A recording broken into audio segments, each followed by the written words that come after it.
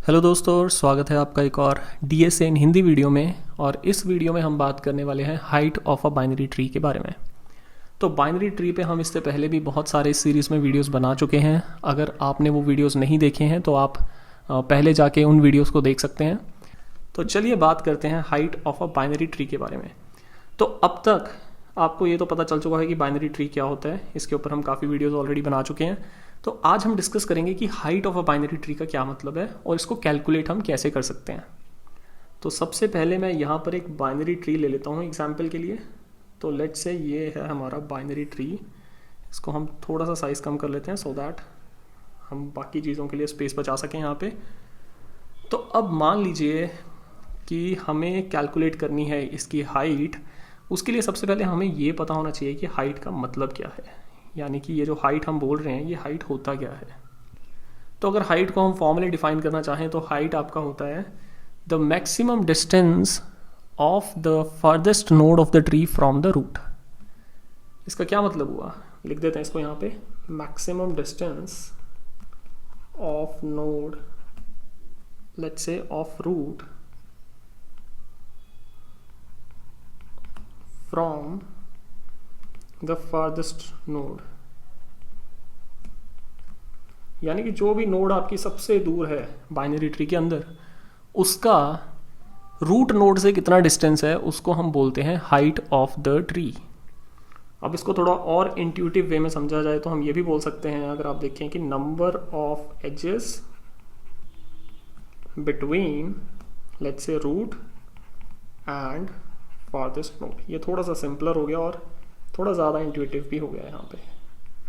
यानी कि जो भी आपका फार्देस्ट नोड है, जो भी ट्री का फार्देस्ट नोड है, उसमें और रूट नोड में कितने एजेस प्रेजेंट हैं, that is called as the height of the tree. तो चलिए इसको एक एग्जाम्पल के तौर पे समझने की कोशिश करते हैं। तो सबसे पहले हम एज्यूम कर लेते हैं, मान लीजिए कि यहाँ पे हम सबको कुछ कुछ नाम दे देते हैं just to make this problem a bit more interesting.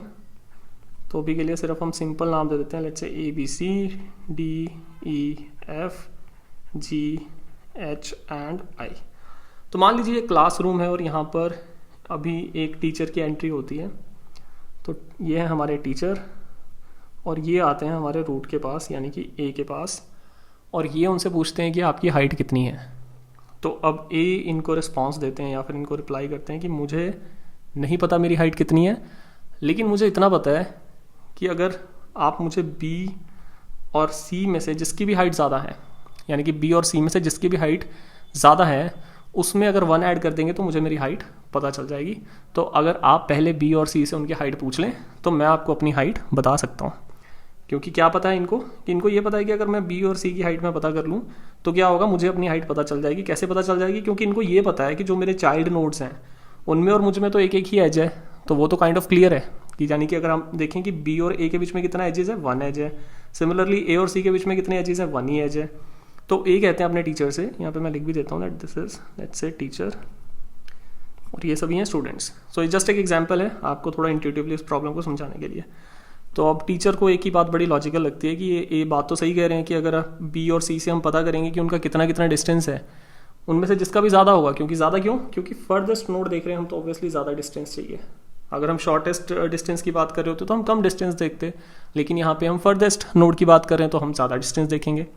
तो फिर टीचर क्या करते हैं, टीचर जाते हैं आपके B के पास। टीचर पूछते हैं कि B मुझे अपना हाइट बताओ। अभी B टीचर से बोलते हैं कि टीचर मुझे तो अपना हाइट नहीं पता, लेकिन मुझे इतना पता है कि अगर आप मुझे D और E का हाइट पता करके बता दें, यानी कि जो D और E हैं, अगर आप मुझे उनका हाइट पता करके बता दें तो अगर हम उसमें 1 ऐड करेंगे, यानी कि D और E में से जिसका भी हाइट ज़्यादा होगा उसमें अगर हम 1 ऐड करेंगे तो मुझे अपनी हाइट पता चल जाएगी।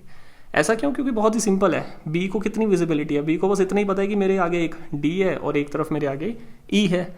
अब मुझे इतना पता है कि B और D के बीच में एक एज है तो 1 तो पता ही है, B और E के बीच में भी 1 एज है तो वो तो हमें पता ही है। लेकिन अब डिपेंड करता है कि D और E में से कहाँ मिलेगी हमें फर्देस्ट नोड, तभी तो हम बता पाएंगे कि यहाँ पर किसका हाइट हमें कंसीडर करना है। जो भी आपका नोड फर्देस्ट होगा हमें वही नोड कंसीडर करना है। तो अब टीचर को B की बात में भी दम लगता है, तो फिर टीचर आगे बढ़ते हैं और वो जाते हैं D के पास। अब आता है बहुत ही इंटरेस्टिंग सिनेरियो। इंटरेस्टिंग सिनेरियो क्यों आता है? क्योंकि डी जो है वो थोड़ा सा स्पेशल चाइल्ड है यहाँ पे। ऐसा क्यों है? क्योंकि D is a leaf node. Leaf node का क्या मतलब होता है? लीफ नोड का मतलब है कि जो आपके नेक्स्ट नोड्स हैं वो हैं बेसिकली नन, इधर भी नन, इधर भी नन, तो नन वैल्यूज़ हैं। तो अब जब टीचर डी से पूछते हैं कि डी आपकी हाइट कितनी है, तो डी कहते हैं कि मेरे जो आगे नोड्स खड़े हैं मुझे उनका हाइट पता है, दैट इज़ -1 तो ये है हमारा एक बेसिकली एजम्पशन, या फिर एक इसको हम बोल सकते हैं कि प्रॉपर्टी बोल सकते हैं कि जब भी जो आपका नोड होता है वो नन होता है उसको हम हमेशा -1 हाइट कंसिडर करते हैं। उसका एक और भी रीज़न है, क्योंकि जब आपको कोई भी लीफ नोड मिलता है तो आप उसकी हाइट हमेशा मानते कितनी? 0। सो इसीलिए मतलब मैं आपको ये चीज़ पहले बता रहा हूँ, ये पहले आपको इसलिए बता रहा हूँ ये चीज़ क्योंकि हम बाद में कोड में इस प्रॉपर्टी का यूज़ करने वाले हैं। जो भी आपके लीफ नोड्स होंगे, जैसे कि मैंने आपको बताया D is a special student यहाँ पे, तो उनको अपनी हाइट मालूम है, उनको अपनी हाइट कितनी पता है, उनको अपनी हाइट पता है कि मेरी हाइट कितनी है 0। सो जो भी आपके लीफ नोड्स होंगे उनकी हाइट हमेशा कितनी होने वाली है? उनकी हाइट होने वाली है हमेशा 0। ये हमें हमेशा अपने दिमाग में रखना है। तो अगर उनकी हाइट 0 है तो अगर उनके आगे कोई हम नन चिल्ड्रन को कंसीडर करते हैं तो उनकी हाइट हम हमेशा कितनी मानेंगे? -1 मानेंगे। और इसका रीज़न क्या है? इसका रीज़न आगे जाके जब मैं कोड लिखूंगा तो उसके अंदर हम डिस्कस करेंगे। तो चलिए, अब यहाँ से जब हमें आंसर पता चल गया कि इनकी हाइट तो 0 है तो हमने 0 में 1 ऐड कर दिया, तो हमें इस तरफ से मिल गया कि जो आपका LST है, मतलब 20 की अभी तक हाइट कैलकुलेट नहीं हुई है, 1 is one of the options, right? क्योंकि हमें डी की हाइट पता चल गया, डी की हाइट है 0 और 0 में 1 ऐड करके 20 की हाइट या तो हो सकती है 1, यानी कि बी की हाइट या तो हो सकती है 1, या फिर दूसरा ऑप्शन। अब बी कहता है कि चलो डी का तो हमें पता चल गया कि 0 है, लेकिन ई का भी तो पता करना पड़ेगा। तो हम ई के पास जाते हैं। तो सिमिलरली ई क्या कहता है? ई कहता है कि मुझे अपनी हाइट नहीं पता, लेकिन मुझे इतना पता है कि अगर एच और आई अपनी अपनी हाइट्स रिवील कर दें तो मैं अपनी हाइट कैलकुलेट कर सकता हूँ। तो हम एच से पूछते हैं, एच कहता है कि मेरी हाइट 0 है, वो हम समझ चुके हैं कि क्यों है। आई भी कहता है कि मेरी हाइट 0 है। अब 0 और 0 में क्या मैक्सिमम है? 0 और 0 में 0 ही मैक्सिमम है, तो ई को अपनी हाइट पता चल जाती है 1। अब बी के पास 2 ऑप्शंस आ चुके हैं। बी को डी की हाइट मालूम है, दैट इज़ 0, और बी को ई की भी हाइट मालूम है, दैट इज़ 1। अब आपको देखना है कि इसमें से मैक्सिमम किसकी है। मैक्सिमम ऑब्वियसली यहाँ पर ई की है, दैट इज़ 1, तो बी किसकी हाइट को कंसीडर करेगा? ई को ही कंसीडर करेगा। 1 ऐड कर देगा बीच में और अपनी हाइट क्या बताएगा? वो बताएगा अपनी हाइट 2। सिमिलरली यहाँ पे भी वही सिनेरियो बनेगा, लीव्स के 0 हाइट्स रहेंगे, 0 में से कोई भी ले लेंगे, मैक्सिमम 0 ही है, और तो सी अपनी हाइट बता देगा 1, क्योंकि 0 मैक्सिमम 0, उसमें 1 ऐड किया, आपका 1 हो गया। अब आ जाता है ए के पास विजिबिलिटी। अब ए को पता है कि बी की हाइट 2 है, सी की हाइट है 1, तो मुझे कौन सा उठाना है इसमें से? मैक्सिमम। तो वो बी की हाइट उठा लेगा, यहाँ पे 2 + 1 कर देगा, और फाइनली ए को पता चल जाएगी अपनी height, that is equal to 3। तो इस तरीके से जो हमारी हाइट है वो कैलकुलेट होती है। तो हमने देखा कि कुछ प्रॉपर्टीज़ हैं जिनको हमें दिमाग में रखना है, दैट इज़ कि जब भी आप एक लीफ नोड की बात करें तो उसकी हाइट हमें हमेशा कितनी मान के चलनी है? उसकी हाइट हमें हमेशा मान के चलनी है 0। एक तरह से अगर हम देखें कि अगर आपको रूट नोड की हाइट पता चल चुकी है तो वही आपकी जो आपका बाइनरी ट्री होता है उसकी हाइट भी वही होती है। तो लेकिन रूट नोड की हाइट कैलकुलेट करने के लिए आपको लेफ्ट सब ट्री की हाइट और राइट सब ट्री की हाइट दोनों की हाइट पता होनी चाहिए। अच्छा, मान लीजिए अगर आपको कभी कोई कहे कि आपको रूट नोड की हाइट नहीं कैलकुलेट करनी बल्कि एक स्पेसिफिक नोड की हाइट कैलकुलेट करनी है, तो आई होप आप वो कॉन्सेप्ट भी अब समझ चुके हैं। सो फॉर एग्जांपल कोई कहता है कि मुझे सी की हाइट जाननी है, तो जब अगर आपको सी की हाइट बतानी है तो आपको ये सब भूल जाना है कि यहाँ पे कोई और ट्री भी एग्जिस्ट करता है, तो आपने सिर्फ सी पे फोकस करना है, जिस केस में कि आपका रिजल्ट होना चाहिए 1। तो दोस्तों उम्मीद करता हूँ आपको ये कॉन्सेप्ट अच्छे से समझ आ चुका है। अब हम जल्दी से ज़रा इसका कोड लिख के देखते हैं कि कोड इसका कैसे लिखा जाएगा। तो हम यहाँ लिख लेते हैं डेफ हाइट,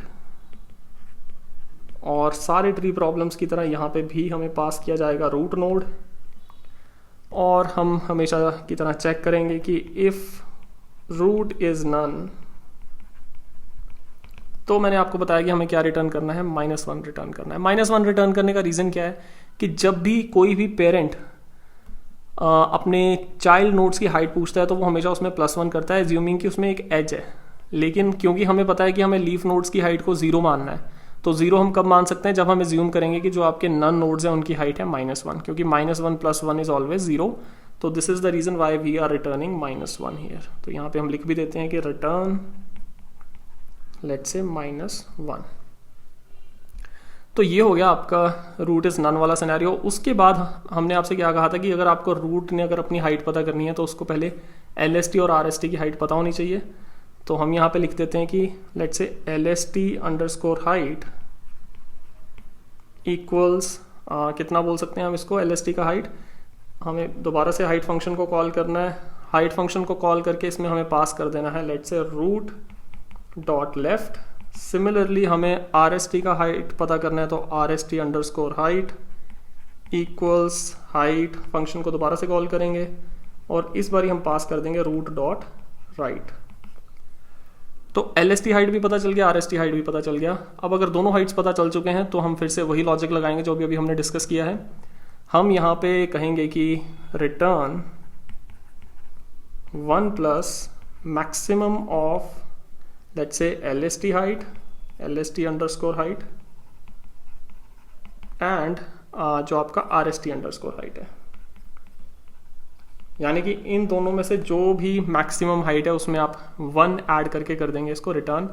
और ये है आपका बहुत ही सिंपल सा code to find out the height of the binary tree.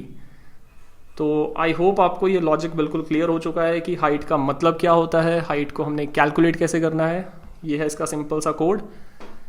तो यही है आज के वीडियो का content to find out the height of the binary tree, जो मैं एज्यूम कर रहा हूँ कि अब तक आपको समझ आ चुका है। इन केस अगर आपको इसमें कुछ भी प्रॉब्लम है तो आप कमेंट करके हमें बता सकते हैं एंड वी विल सी कि अगर कोई भी प्रॉब्लम्स है उसके ऊपर हम दोबारा से डिस्कशन करेंगे।